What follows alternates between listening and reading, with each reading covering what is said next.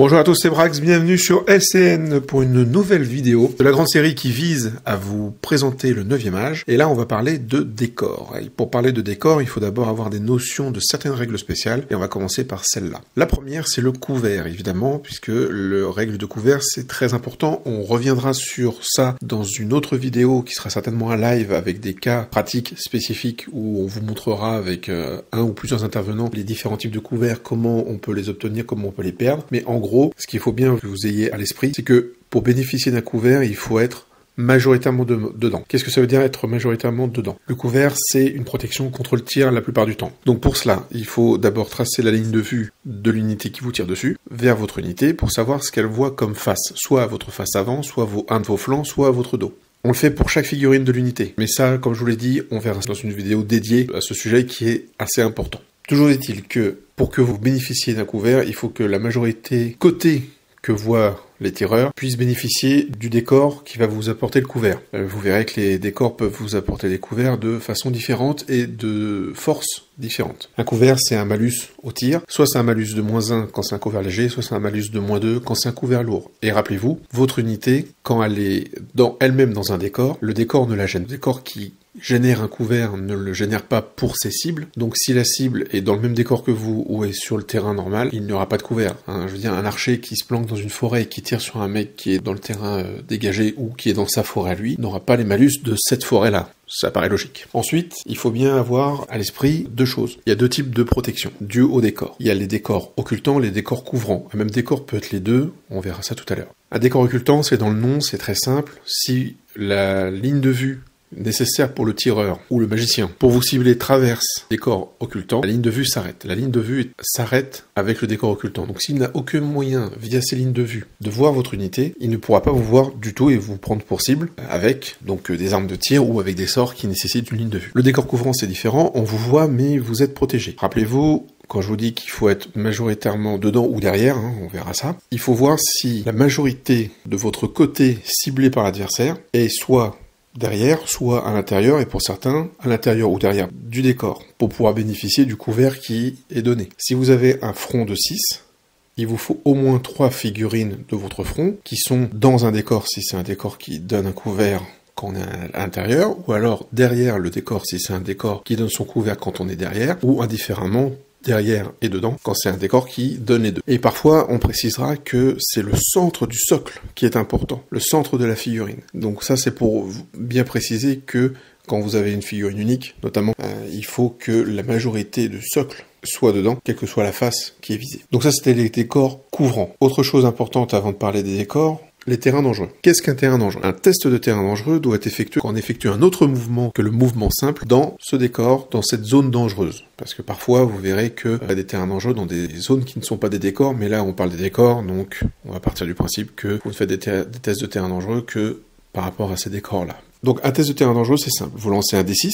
Si vous faites strictement au-dessus de la valeur de ce terrain dangereux, vous esquivez la dangerosité du dit terrain, et donc vous pouvez passer, vous pouvez faire votre charge, qu'elle soit ratée ou non, ou même irrésistible, votre poursuite, votre fuite, ou votre mouvement de marche forcée, sans souci, à l'intérieur. Si vous faites le score qui est du terrain dangereux ou inférieur, bah là par contre, vous vous cassez la guibole, prenez une branche dans la tronche ou vous tombez dans un trou, ou vous noyez. Toujours est-il qu'il vous arrive quelque chose de pas très sympathique, et pour ça, pour représenter ça, vous subissez une blessure AP10, donc une blessure automatique AP10. Mais attention, tout le monde n'est pas logé à la même enseigne. Un ogre, par exemple, ça prend plus de place qu'un humain. Donc s'il y a des dangers de type cailloux, crevasses, ce genre de choses, vu qu'il y prend plus de place, il a plus de chances de se casser la guibole. Et puis alors, je vous parle pas du géant. Donc c'est pour ça qu'en fait, vous allez lancer un nombre de dés par figurine selon leur catégorie de taille. On rappelle que les catégories de taille au 9e âge, il y en a 3. Il y a le standard, il y a le large, et il y a le gigantique. Le standard va lancer un dé, le large va lancer 2, le gigantique va lancer 3. De plus, si vous êtes un construct, vous allez lancer un dé supplémentaire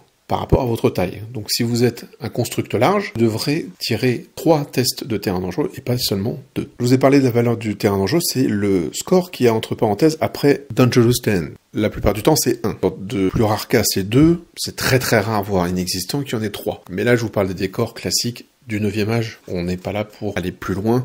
Ça sera l'occasion de moult autres vidéos. Ok, donc on a notre test de terrain dangereux. Par contre, comment on fait un test de terrain dangereux? On lance les dés, ok, mais qui le fait, quand, comment, pourquoi?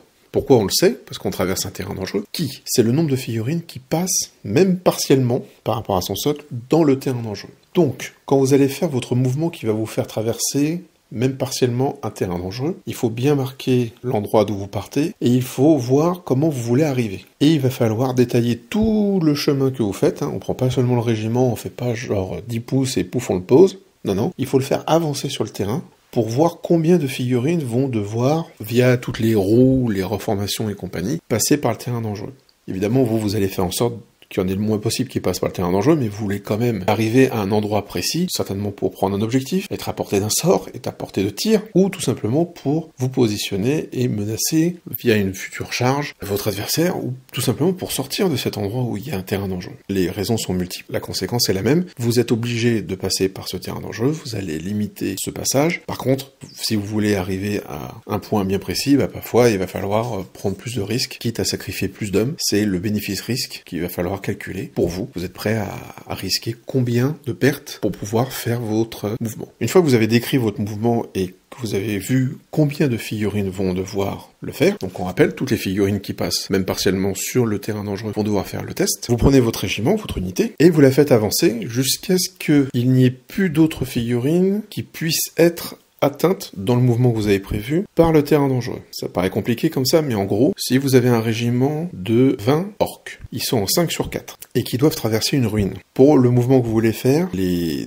2 colonnes de gauche de votre régiment doivent passer par la ruine. On peut pas faire autrement. Au moment où les 2 derniers, donc le dernier de la colonne 1 et le dernier de la colonne 2, arrivent sur la ruine, on stoppe. Parce que quel que soit le mouvement que vous allez faire après dans ce que vous avez prévu, faut bien annoncer ce que vous allez faire, il n'y aura pas de nouvelles figurines de cette unité qui seront susceptibles de faire un test de terrain dangereux à cause de ce décor. Donc on stoppe, là on a calculé qu'il y en avait 10, ce sont des standards, vous lancez un dé par figurine, donc vous en lancez 10 dés, et tous les as, ce seront des morts, puisqu'ils n'auront pas de capacité spéciale comme les fortitudes ou les aegis, et donc peu importe leur armure, ils vont mourir, ils ont un point de vie, ils prennent une blessure, ils meurent. À ce moment-là, on regarde si vous devez faire un test de panique. Le test de panique, ça va être comme pour le tir, si vous avez perdu 25% ou plus de votre unité en termes d'effectifs, en termes de points de vie, par rapport à l'effectif initial du tour, c'est-à-dire avant que vous rentriez dans la zone de décor dangereux, vous devez faire un test de discipline. Ce test de discipline, s'il est raté, vous devrez fuir. Les règles de fuite, l'accessibilité potentielle à la présence charismatique de votre général ou à la relance des tests de discipline de votre grande bannière se calcule à partir de cette position-là, et pas de la position de base ni de la position d'arrivée. Si vous ne fuyez pas, ou si vous n'avez pas de test à faire parce que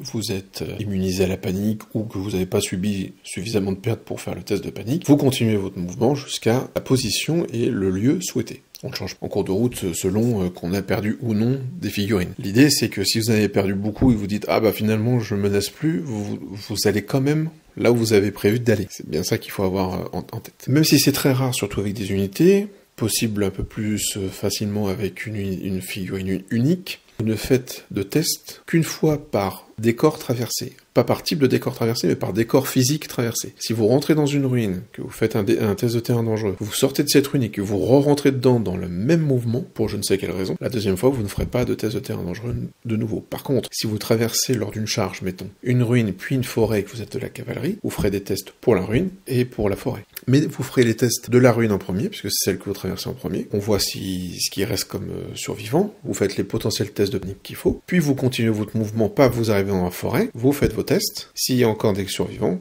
vous finissez votre mouvement. Donc voilà. Donc ça, c'est le terrain dangereux. Il faut bien avoir ça à l'esprit, que c'est toujours du bénéfice-risque. Est-ce que je prends le risque de subir des pertes dues au terrain dangereux, mais ça me permet de faire une charge et donc d'arriver au contact de l'ennemi, de m'enfuir, de me placer correctement, etc. Quand je suis dans une ruine, pour en sortir, est-ce qu'il ne vaudrait pas mieux que je fasse un mouvement simple plutôt qu'une marche forcée? Certes, je vais moins loin, mais au moins, je sors un peu plus sécurisé.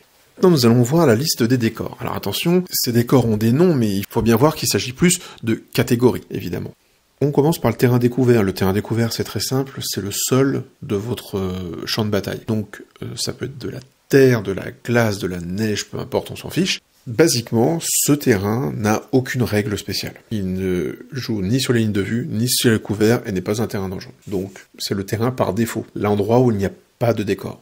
Le premier décor, le premier vrai décor, c'est le champ. Donc le champ qui peut être une prairie d'herbes sauvages, qui peut être un champ cultivé, les hautes herbes dans lesquelles se cachent les raptors, ce genre de choses. C'est un décor de type couvrant pour les figurines qui sont à l'intérieur. Je le rappelle ici, mais je le rappellerai pas à chaque fois. Quand on dit à l'intérieur, c'est que par rapport au tireur adverse, la majorité de votre côté que le tireur cible se situe à l'intérieur du champ. Être derrière un champ ne donne aucun couvert. Il faut être dedans pour pouvoir potentiellement en bénéficier. Quand vous en bénéficiez de ce couvert, c'est un couvert léger, excepté si vous êtes Towering Presence. Donc, si vous avez cette capacité, Towering Presence, ou si une partie de votre unité est là, comprenez par là unité qui abrite une War Platform, vous n'aurez aucun couvert même si vous êtes intégralement dans le champ.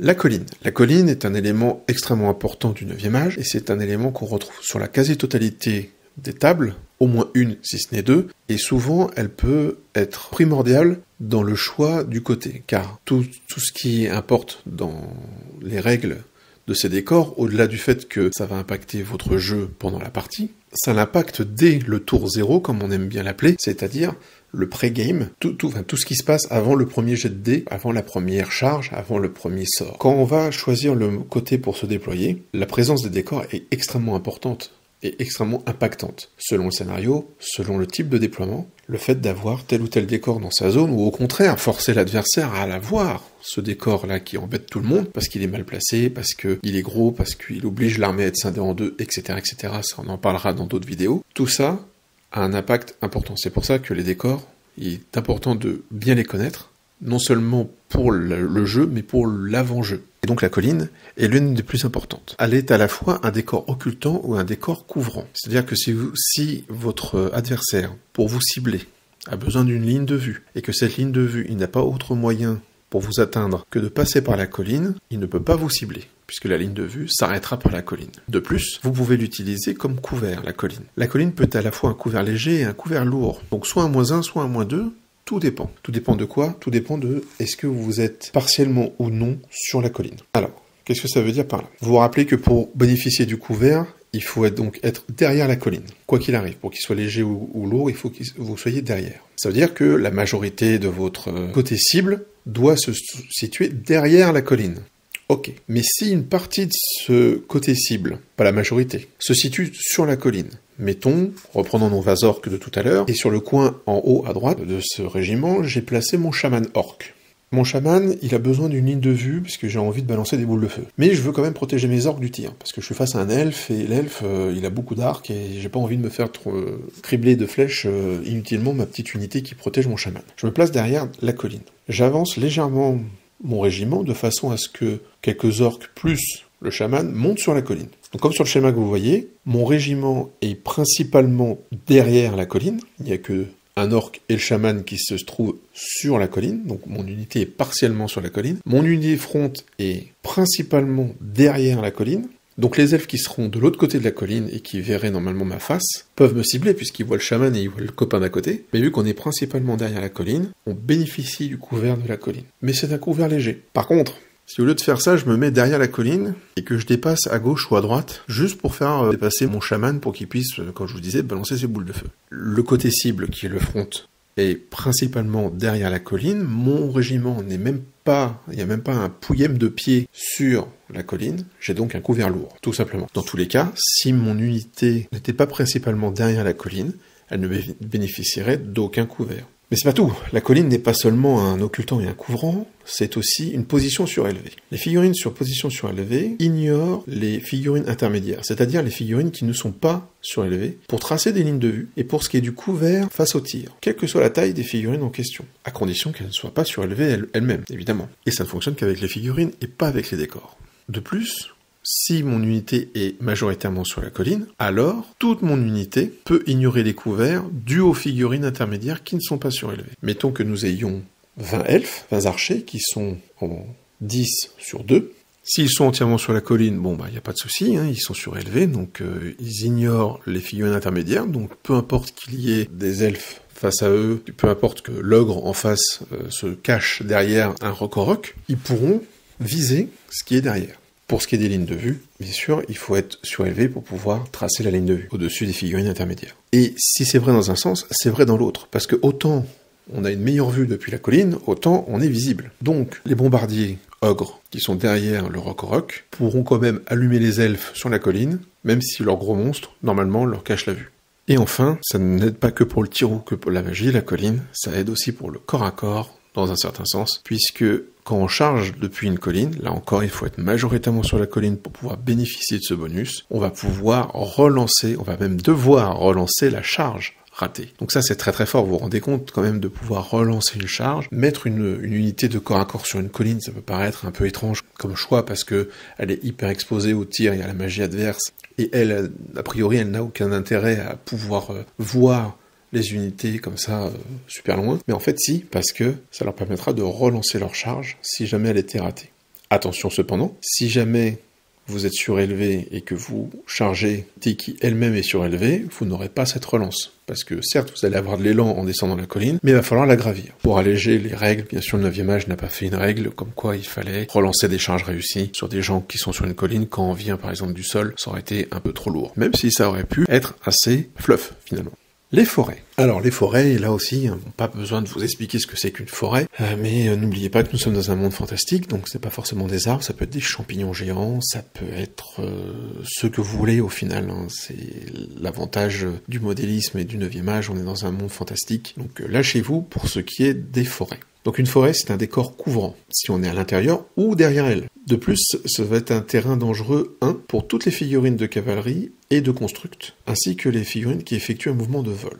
Alors, il y a deux choses à voir là-dedans. Déjà, on va parler du couvert. Le couvert, ce sera un couvert léger, et il faut être majoritairement dedans ou majoritairement derrière. Ce qui fait qu'une forêt est très intéressante comme position de défense pour tout ce qui est tir, puisque que ce soit vos archers, vos arbalétriers, peu importe, ou même vos machines de guerre, elles bénéficieront de ce bonus d'être en forêt. De plus, rappelez-vous, on ne subit pas le décor dans lequel on est, pour ce qui est des couverts. Du coup, si vous êtes dans une forêt, ceux qui iraient dans cette même forêt ne bénéficieront pas de couverts sur vos tirs. Donc ça peut être très intéressant, et en plus ça vous protège un petit peu de tout ce qui est char, de tout ce qui est cavalerie, qui pourrait venir vous charger. Et là aussi, il y aura un bénéfice-risque à calculer. Est-ce que je prends le risque de perdre 1, 2, 3 cavaliers pour charger cette unité d'archer ou cette machine de guerre? Donc ça c'est la première chose, le couvert léger que donne la forêt. La deuxième chose, donc, le mouvement de vol. Attention, on a dit si vous utilisez votre mouvement de vol, pas si vous avez la règle vol. Car quand vous regarderez bien vos figurines, vos chartes d'unité, vous verrez qu'il y a, pour ceux qui ont la règle vol, 2 types de mouvements. Le mouvement au sol, le mouvement en vol. Si vous déclarez que vous rentrez dans la forêt, ou que vous sortez de la forêt, que vous la traversez avec votre mouvement de marche, votre mouvement au sol, eh bien, vous ne faites pas de test de terrain dangereux, puisque vous n'êtes pas un volant.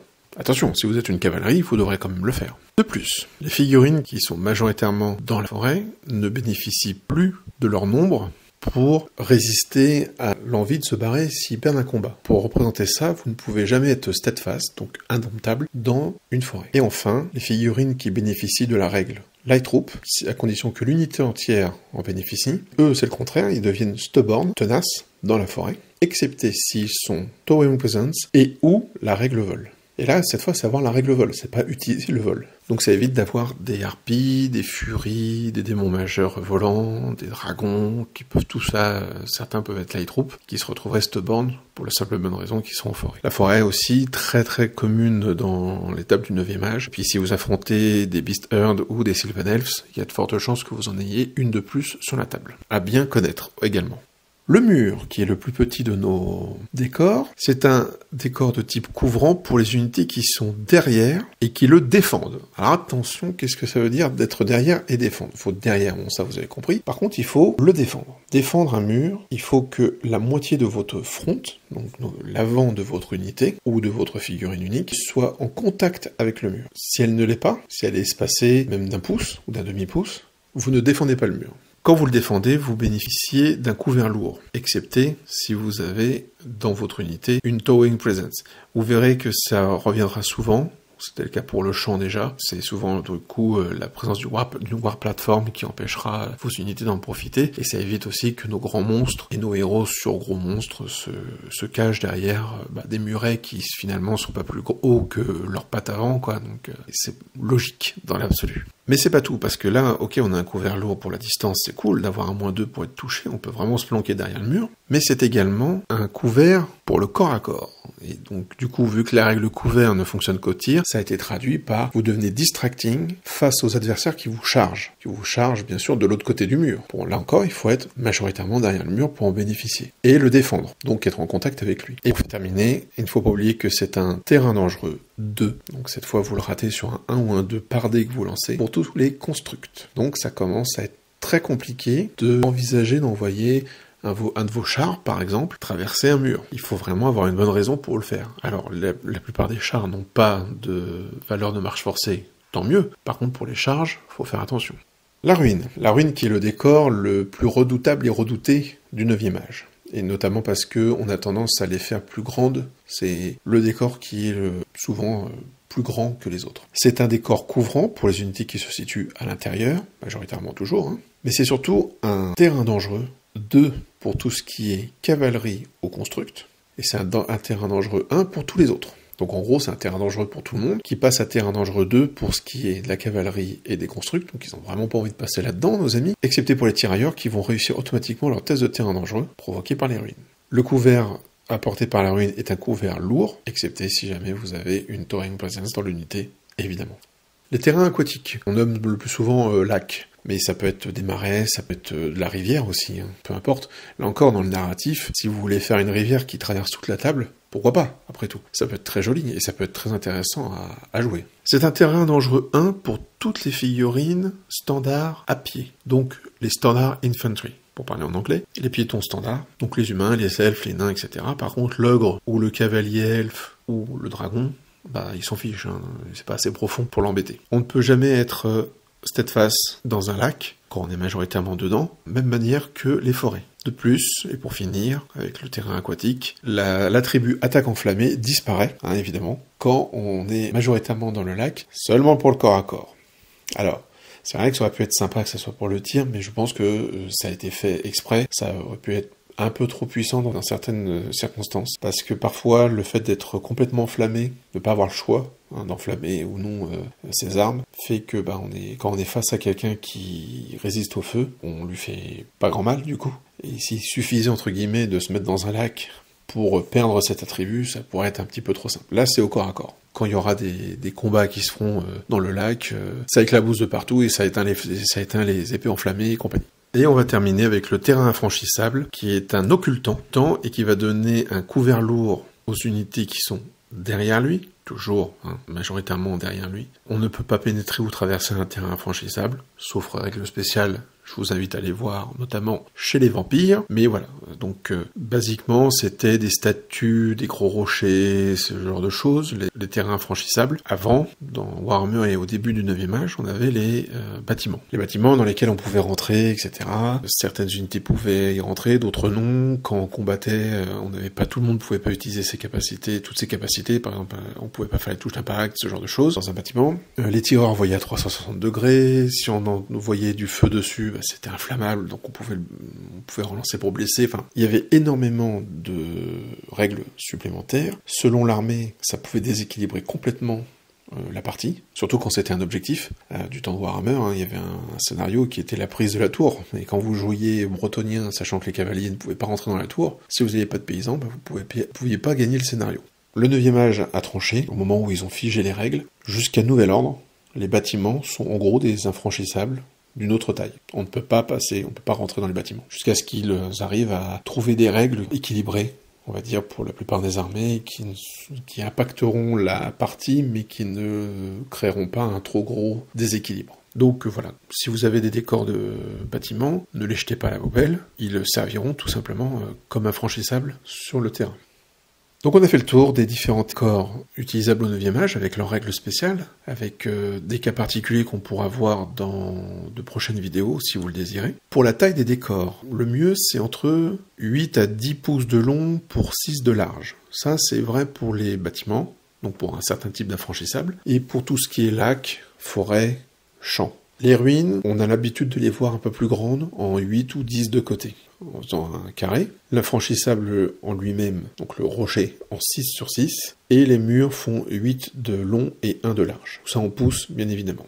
c'est un ordre de grandeur que le 9e âge conseille. Il n'y a rien d'arrêté là-dessus. À part pour le Map Pack, qui est donc disponible gratuitement avec les règles. Tout est gratuit sur le 9e âge en termes de règles, donc pas de problème, vous allez sur le site du 9e âge et vous verrez qu'il y a le Map Pack qui est disponible, où il y a des tables qui sont déjà faites, avec les décors déjà placés. Vous avez la distance où doivent se positionner les décors, leur type, leur nombre.